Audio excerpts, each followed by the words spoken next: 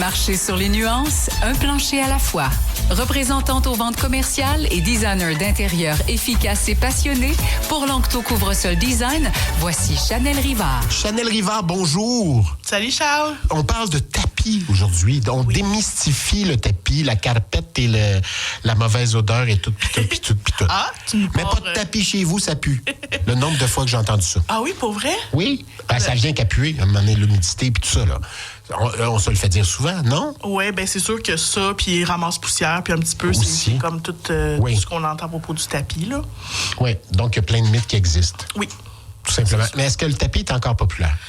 Le tapis est moins populaire, malgré le fait qu'en ce moment, on le retrouve de plus en plus, tu sais, d'année en année. Okay. Il a perdu, c'est sûr qu'il a perdu sa popularité pendant quelques années à cause de tout ce que tu me dis là. Lançons-nous les mythes.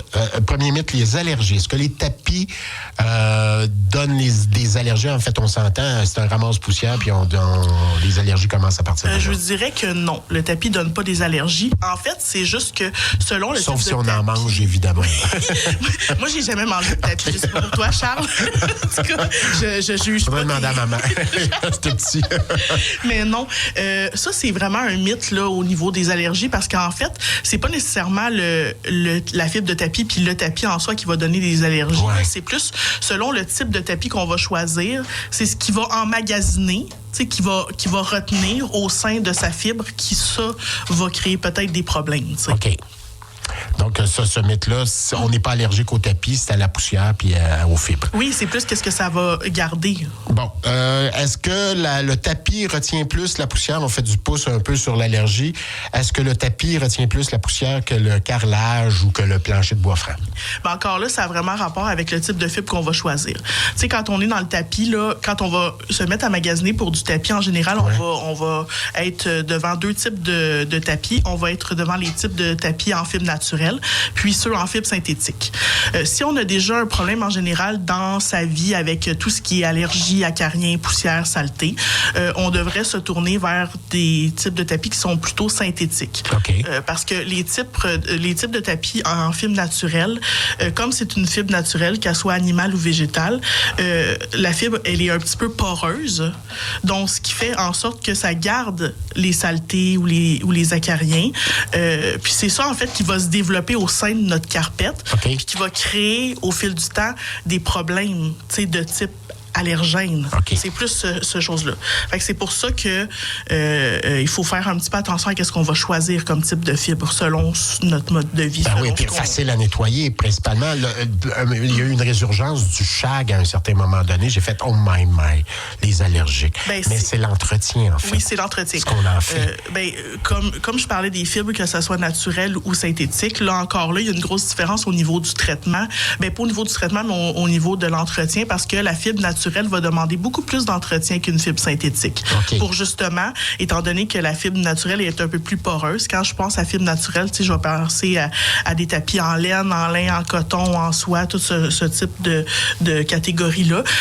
Comme la fibre est naturelle puis poreuse, là, vu que ça va emmagasiner peut-être plus des acariens, c'est là qu'on doit faire un entretien beaucoup plus accru au niveau de la fibre, tu sais, 2-3 fois par semaine.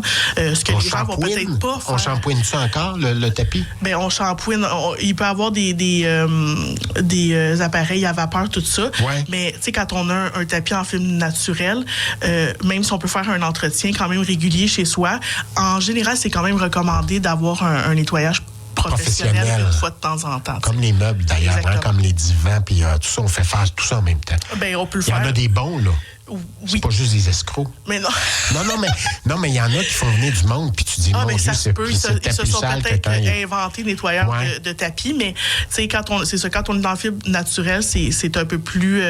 il faut faire une attention particulière pour l'entretien, tandis que quand on est dans la fibre synthétique, on est complètement ailleurs. Tu sais, quand je parle de fibre synthétique, je parle de, exemple, polypropylène, polyester, nylon. Ouais. Puis nylon, entre autres, c'est une fibre synthétique qui est naturellement hypoallergénique.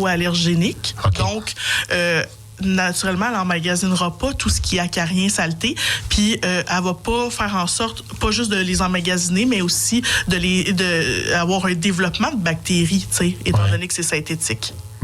OK, c'est noté. Maintenant, le tapis. On dit on veut une pièce où on parle de cinéma maison, on parle de pièces où on veut ne pas être entendu, un petit studio maison, un studio comme ici. Oui. Est-ce que le tapis, d'une part, est-ce que ça réchauffe une pièce? Ma mère a toujours dit un tapis, ça réchauffe une pièce, c'est bon pour les pieds. Puis d'une part, c'est un autre mythe. Puis est-ce qu'on peut bien isoler avec du tapis quand vient le temps d'avoir un studio? OK. Bien, c'est sûr que le tapis a toutes ces caractéristiques-là. C'est sûr que quand on pense à donner de la chaleur, le tapis, il fait dans les deux fonctions, que ce soit visuellement, tu sais, on va chercher un look un peu plus chaleureux, puis aussi au niveau confort vraiment réel, parce que, c'est comme quand je vous ai expliqué la semaine passée que dans les planchers chauffants, que le tapis est un mauvais conducteur, bien, c'est justement pour ça, parce que lui, comme il conduira pas la chaleur du plancher chauffant, il conduira pas non plus le froid. C'est un mauvais conducteur. Donc, c'est pour ça qu'on a l'impression, au fil du temps, que d'avoir un exemple, un sol en tapis, ça va nous donner cet effet-là d'être moins froid, parce que c'est vrai, c'est pas juste un effet, c'est ce qu'on va ressentir, tu sais.